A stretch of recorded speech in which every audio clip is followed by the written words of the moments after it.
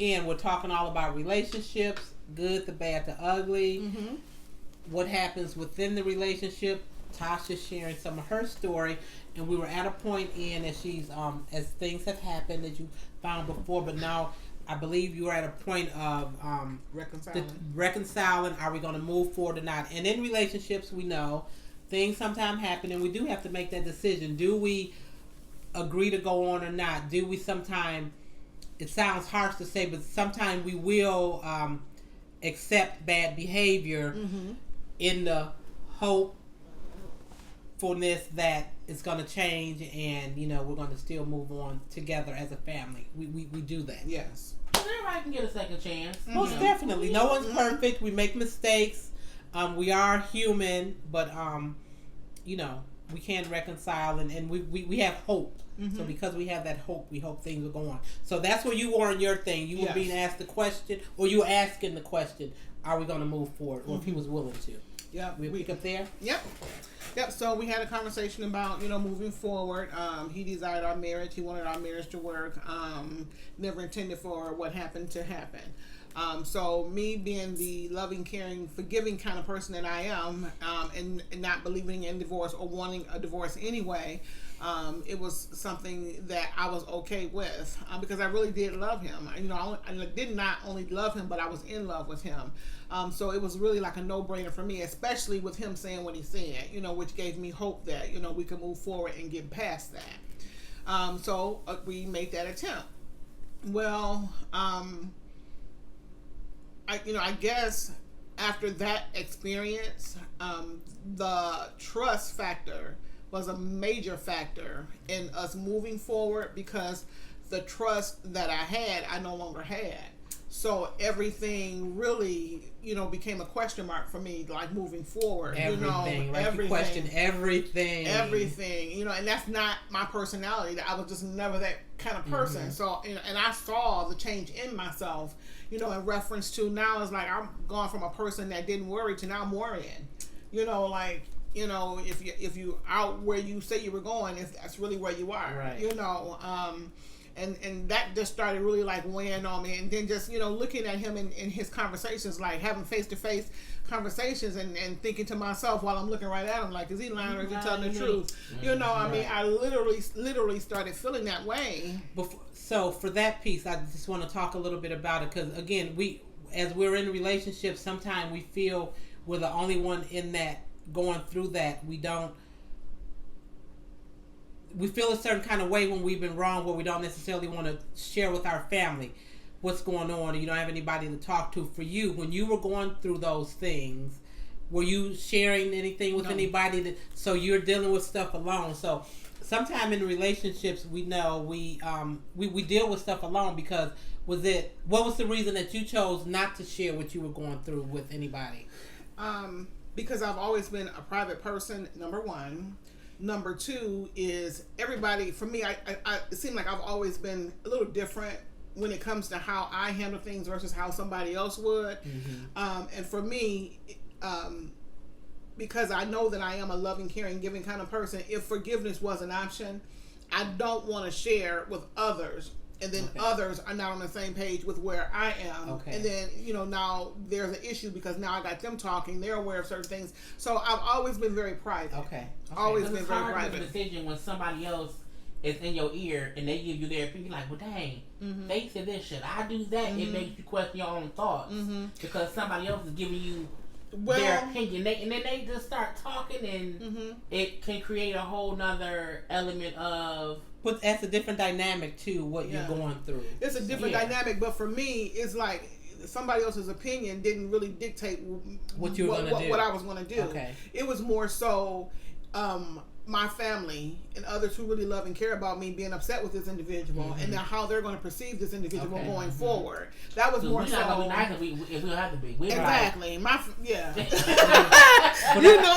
And I think that's a very good point that you brought out, the fact that you didn't share because of that, because we have all been in a relationship at a point, whether it was you in a relationship or even your girlfriend, or I don't know if guys do it, but for us as women, we have female friends that have maybe gone through things, and as they share with us what the guy guy is doing that's wrong, we do have an opinion, and we will look at him sideways. And then when those two are back and all lovey-dovey, while you're happy that she's happy, you're mad about it. That fact that she with him or whatever. So I get that you did that, but I know sometimes people will want to share what they're going through. But again, sometimes it's good, sometimes it's not. But I guess most importantly, you know, you be prayerful, and we hope for things to work out. Yeah, and it's not a good idea, you know, to hold things in, because with me holding things in, as I did cause harm for my health. We'll get there too. Yeah, so I mean, so we can touch on that as well, because it's not good to hold things in. But that's just always been my personality. Okay. You know, I'm a drama free kind of like person. You know, so for me, I just rather deal with it and nobody know anything. Right. You know, instead of getting, you know, bringing everybody in the midst. Yeah. Right. And so, you know, just with the forgiveness part, like I said, I struggled with it because it's like, once you show me something, that's all I have to work with. And he showed me that he could not be faithful. He showed me that he could lie with a straight face. And so, you know, it's like my antennas were just always up now. You know, and so I'm paying attention to everything. And, you know, it was like he started making excuses and trying to point blame. Like, he would say to me, I never have anything positive to say about him. And I'm like, what am I saying? You know, because before all of the adultery and the lies and all of those things were revealed to me, I thought highly of him, you know, before we moved to Mississippi. You know, like I said, when we moved to Mississippi, he became a different person, not wanting to work and everything else. So, you know, I was a breadwinner, you know, while we were there. And so it was just like, you know, him saying, like, you know, you just never have anything positive to say. I'm like, well, tell me what it is I'm saying, because evidently I don't know what I'm saying. You know, I have a strong personality, very straightforward, you know, very direct, and, you know, I can say some stuff and may not realize it, but I don't mean any harm. So I'm like, tell me, you know, what I'm saying. He could never tell me, you know, and he would say that and say, I'm like, Calvin, I mean, you keep saying I'm doing it. Stop me in the midst of me doing it and say, okay, that's what I'm talking about right here. Right. Yeah, you know, never could do it. So then he went to saying, well, okay, well, now I'm just going to start writing stuff down. You ain't got to write nothing down. Have a conversation with me. Let me know. Tell me if I'm doing it. Tell me that I'm doing it right then and there. That's real life, you know, example for me. I can see myself right in the midst of myself and correct myself. Never gave me that opportunity. Could never give me an example. Could never give me any examples. And so I started realizing, okay, he is trying to blame me for his yes, you know. And so it's like, at the end of the day, it just started, you know, this trickle down effect, because you know, he started coming to Michigan, you know, and, you know, sometimes I would come to Michigan with him, especially around the holidays like Thanksgiving, and he has some friends who actually, they live in Lapeer, and so we would come and we would spend a few days with them. Beautiful home, beautiful property and everything. So we would stay a few days with them, and then we would come down to the city and spend time with the family.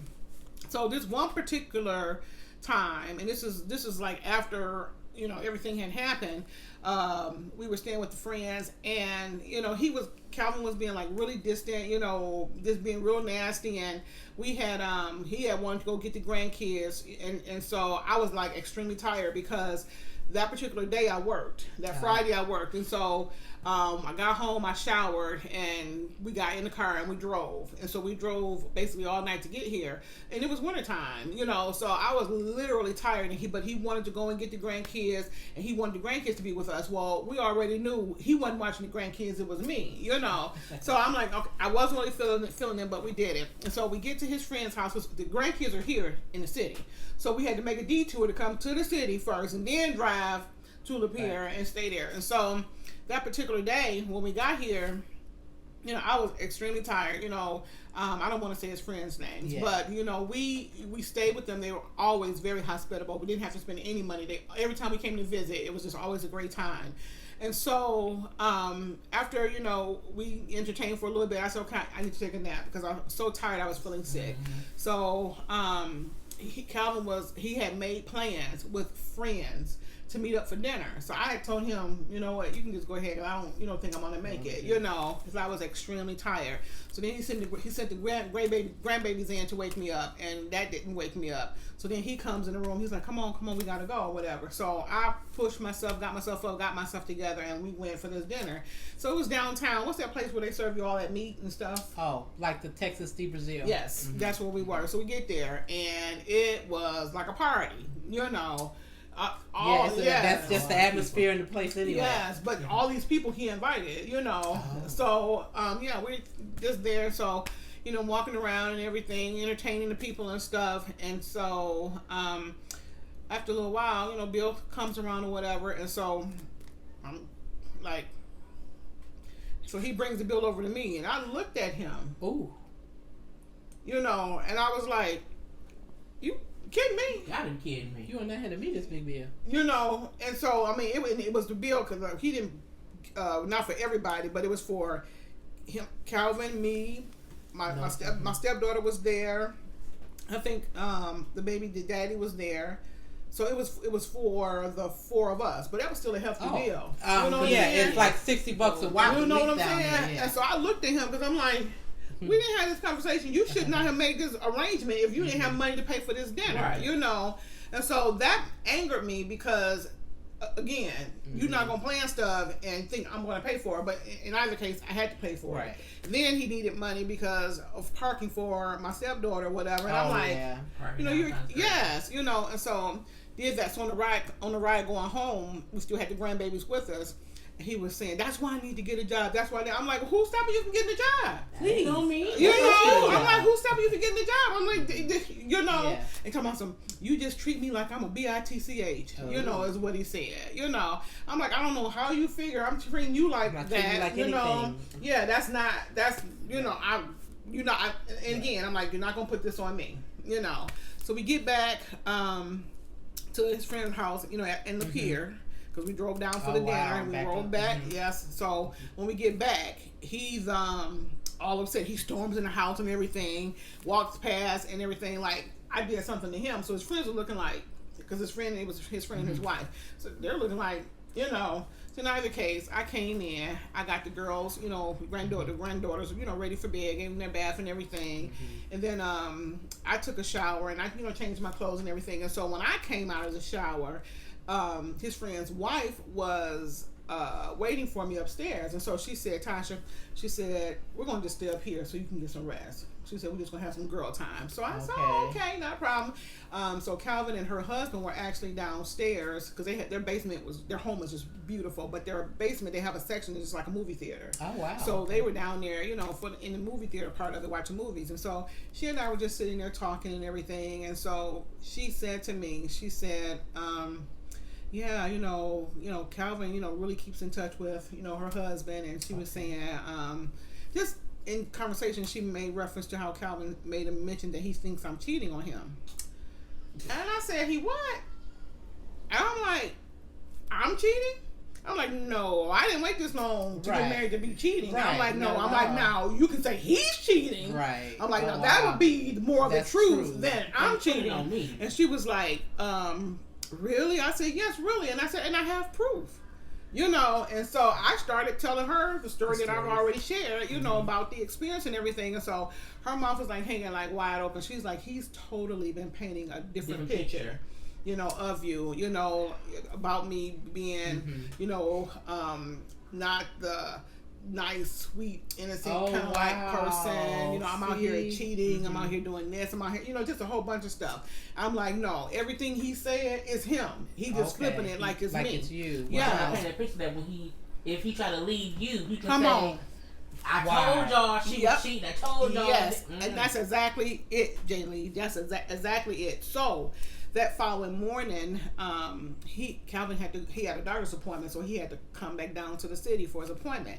So when I got up, our hosts, they were standing in the kitchen waiting. They was like, we was trying to let you sleep. They said, we were trying to let you sleep in because we knew you were tired. I mean, beautiful couple. And so when I got up, I was like, oh, thank y'all. And so they would say, okay, so we got breakfast, ready. We just waiting for you. So we're sitting down at the table, and her husband, he stood at the kitchen sink where there's a window right there. He stood there for the longest. It was just like he was not talking at first, really. Okay. And I noticed that because he's very talkative, very engaging. And so his wife, she was just really interacting with me, and he still hadn't said anything. And so finally, he turned around and he was like, "What's going on?" So when he did that, well, already I knew he was probably upset because his wife had shared with him what we discussed the night before. You know what I'm saying? So I knew, you know, what was what. I'm like, well, you know, y'all know how I am. I'm gonna tell the truth. So when he turned around and he asked me, he's like, "Tasha, what's going on?" I said, "Well." You laid it out for him. I'm like, "You want to sit down?" He's like, "Yes, we can sit down." And so sat down and I laid it all out. And now this is a friend that he's had for over 15, 20 years. He sat there with his head down, and it was like, I thought he was going to start crying. I literally thought he was going to start crying. I mean, you can see the hurt and the pain and the just, he was upset. You can just see all of that, you know, in his face. And he said to me, he looked at me, he said to me, he's like, "I know you're not lying."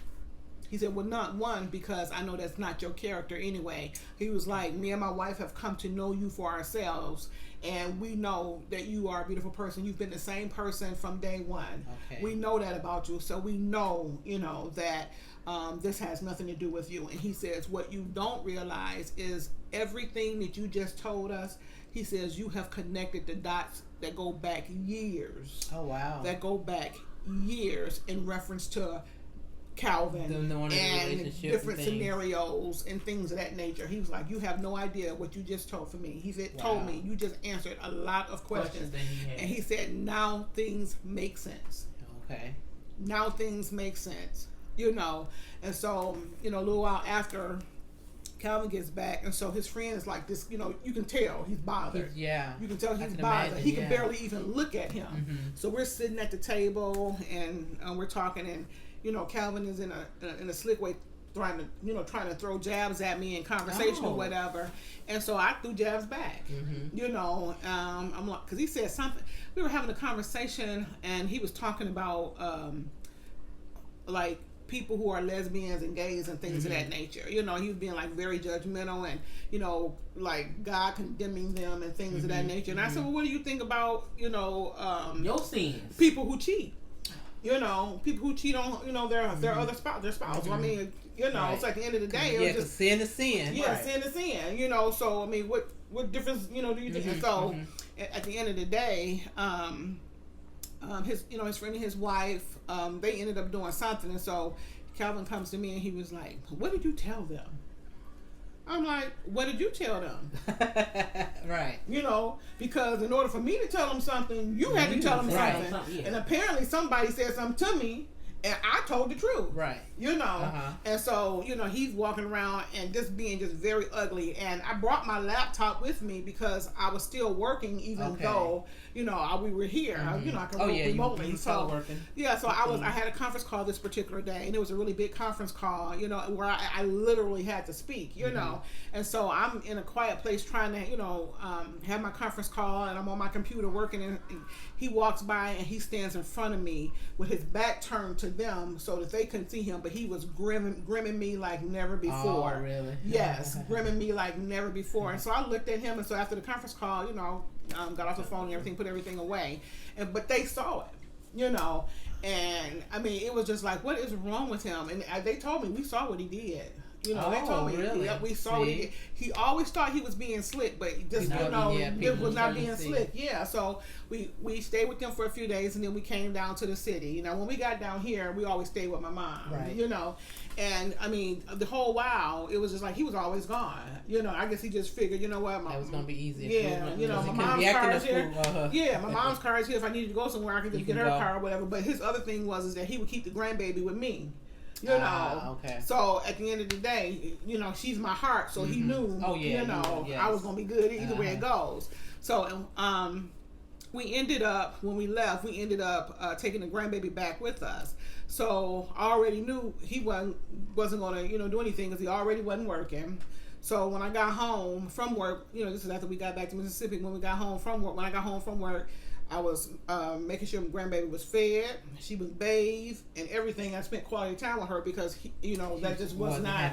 Yeah, and so I'll never forget. She was there with us for a month. So we had her from Thanksgiving to December, and so he was getting ready to bring her back. Didn't talk to me about when he was getting ready to bring her back. I didn't know anything, so he had made plans to do this without me. Okay, so at this point, I'm just like, he can, because at this point, I'm like, I don't chase.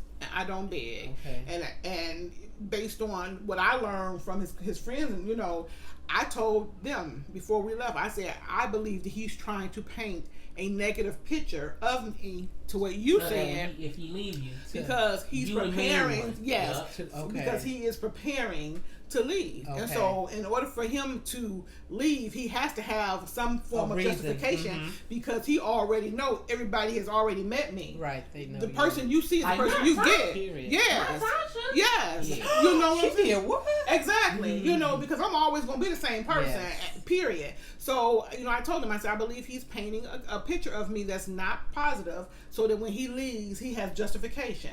And so, like I said, we had the grandbaby from Thanksgiving to Christmas. He brought her back home, and so I learned, I think, through my stepdaughter that when he was bringing her back, because he hadn't said anything to me. So when it came time, he was like, so I'm about to take grandbaby back. I'm gonna need some money. So he gave me a few days notice. Okay. Well, okay. To get it together for him. You have to get it together for him. So the man who says you're trying to make him look like a B, blah, blah, blah, H, and all that. But yet who handed you the bill, who's now letting you know he needs some money to accomplish something. Okay. Just want to make sure I had it correct. Yeah, you did a great recap. Okay. So, the night before, I gave him $400. Okay?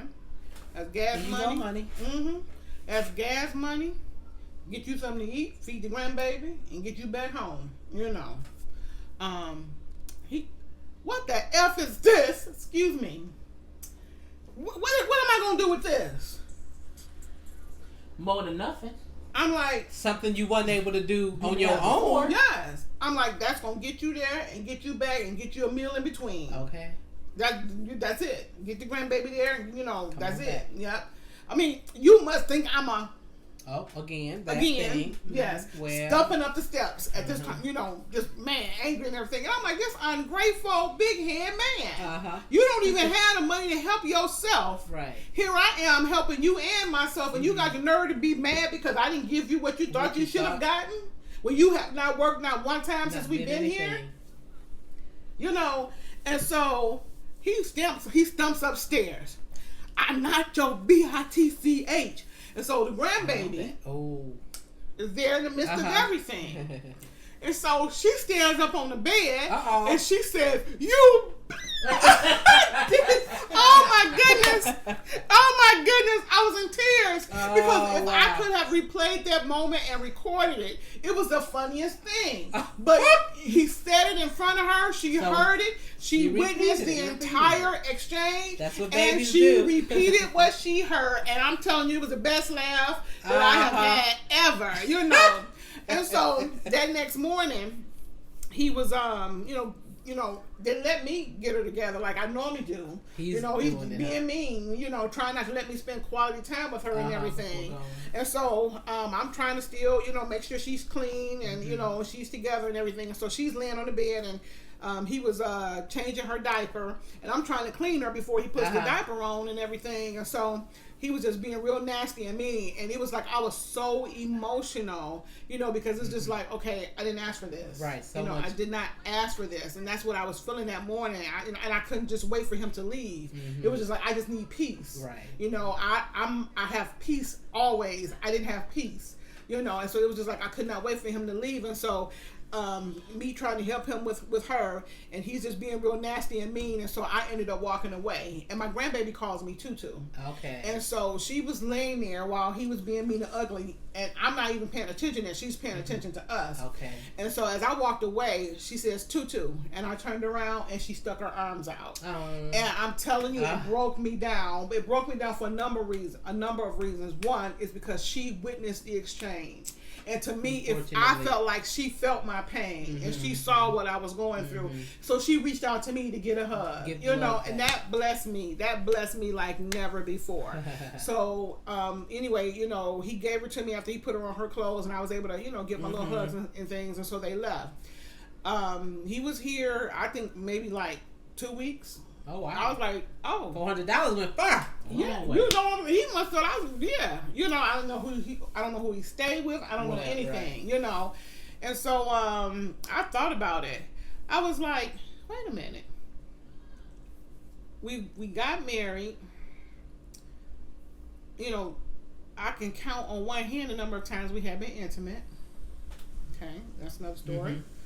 And I thought about it.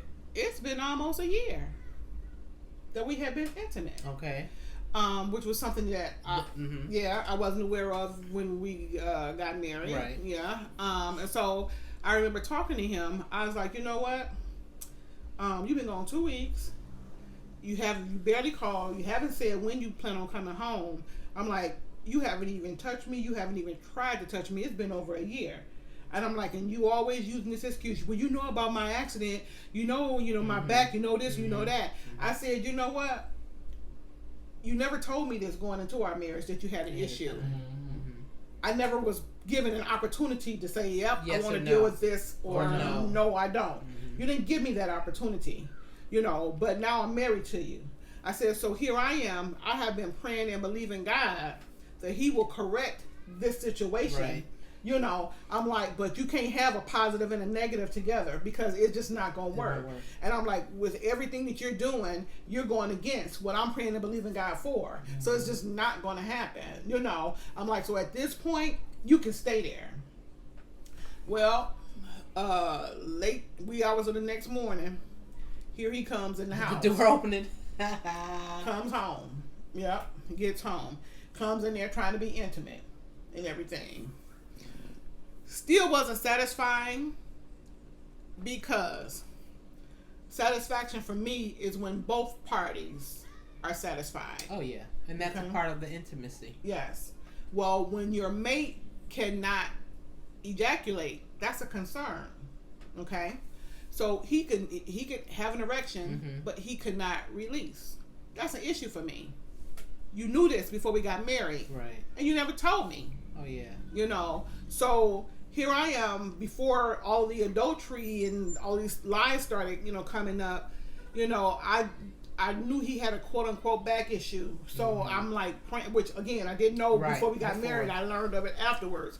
And that it affected his ability to perform. I wasn't given that. You didn't, didn't know that going in, unfortunately. Yeah. And so that's what you got to talk about, folks. Exactly. Now I'm gonna be honest with you. We had intimate relations prior to getting married, and he didn't have an issue. Okay. But something changed. We didn't do it all the time because we were trying to, not abstain. Until, but things happen. Right. And he did have a couple of ejaculations, the times that we did. Okay.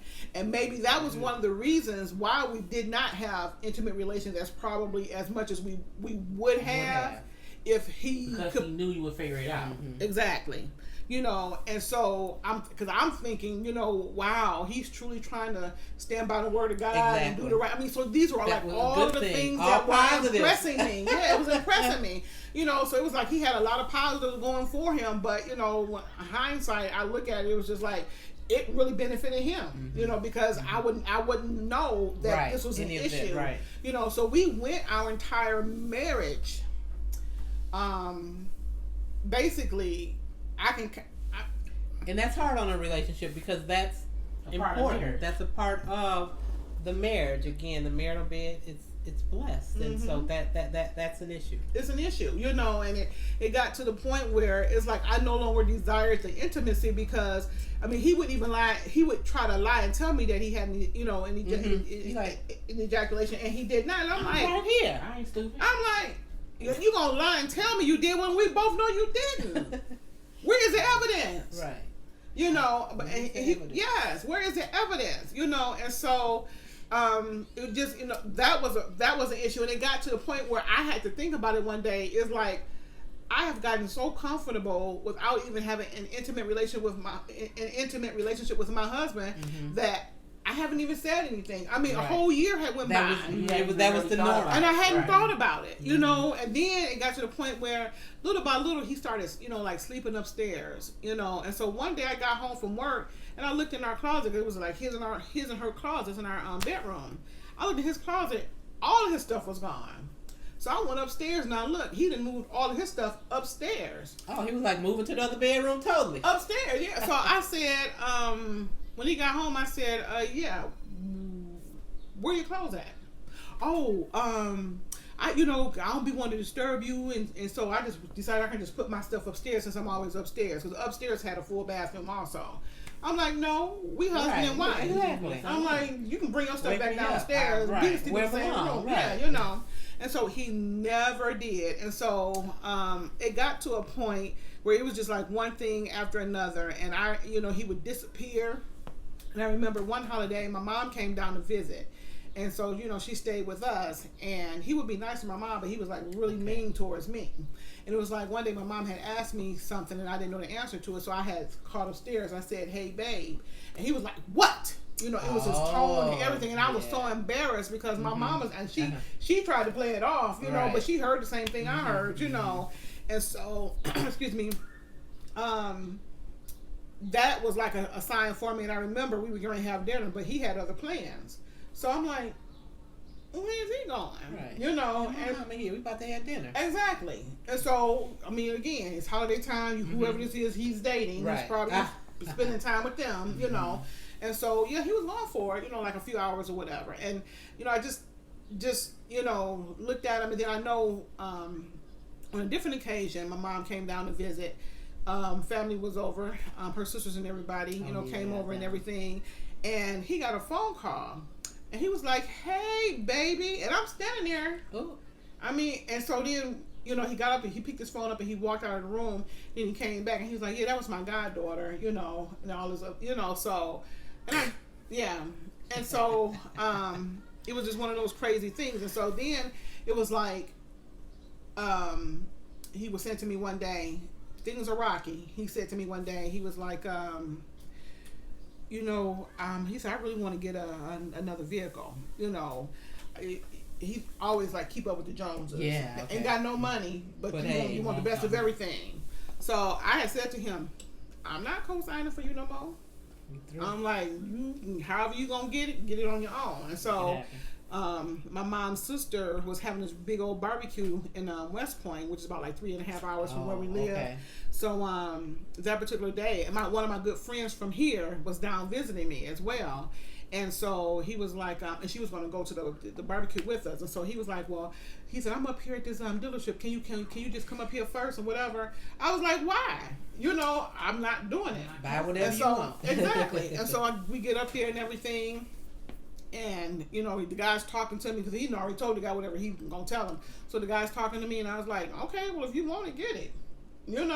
Go ahead. So it didn't happen because I wasn't co-signing. You weren't signing anything. Nope. So we left there, took my car back home, went and picked up my friend, and then we rolled on down to West Point.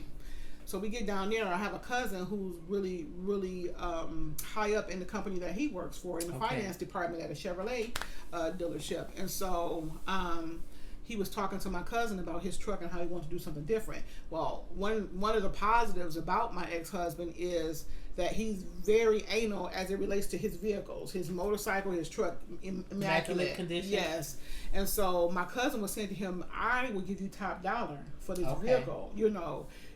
if you want to get rid of it. Well, guess what? Top dollar made the difference for him. Okay. So he was able to work the deal out, and so he was able to get a vehicle in his own name. Okay. So this tall, 6'5", almost 7-foot man goes and get a Camaro.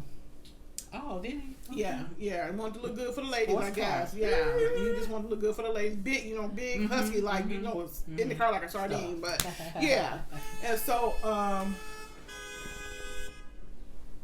sorry, we all look. I know. Right, and so they were doing a drop off to let them know the kids were there. He got he got his own vehicle and everything. And when he got his own vehicle, was he like really nasty? I never drove the vehicle. He criticized my driving, like I'm a horrible driver. I don't pay attention to potholes and everything else, so I could not drive a vehicle. Mississippi had potholes? Okay. So, I mean, I hit curves, I hit everything. So now I can't drive this vehicle when, again, he has a motorcycle that's in my name, okay? The truck that he traded, that was in my name, okay? But I can't drive your new car. I to this day, I never drove his car. Okay. But when we came to Michigan another time to visit, my stepdaughter had his car for a few days. Oh.